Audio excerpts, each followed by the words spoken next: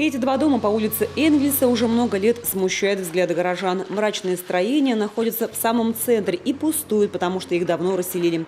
И вот весной этого года местные власти объявили о старте демонтажа. Нашли подрядчика, изначально оценив стоимость работ по каждому дому в 2 миллиона 700.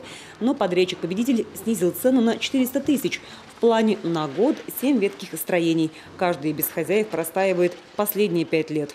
Там, где мы понимаем реально, что он не успеет это сделать, мы подключаем другие силы в рамках соцпартнерства, помощи городу.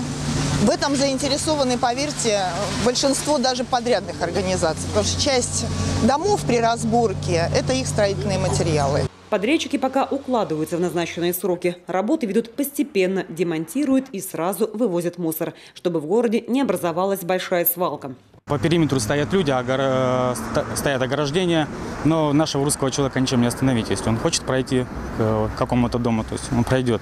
То есть только живой забор, соответственно, из людей, из наших сотрудников, которые ограничивают доступ на эту территорию. Всего же в Воркуте под снос идут 10 домов. Не только в центре, но и в поселках. Правда, некоторые из них и сами вовсе под закрытием. Муниципалитет реализует там план по уплотнению. В этом году у нас второй этап по уплотнению поселков. В том числе мы захватываем тоже Варгашор. Мы заберем 3 дома из оставшихся 4.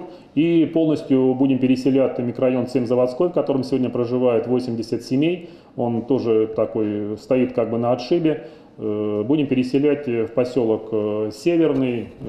Сметы уже все подготовлены. Практически все. Выходим на конкурс, ремонтируем и переселяем семей и закрываем поселок.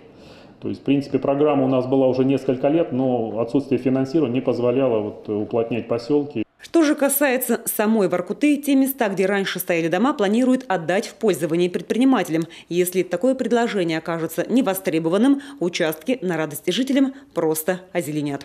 Татьяна Супряткина, Ирина Шумихина, Кирилл Нифонтов, телеканал Юрган, Воркута.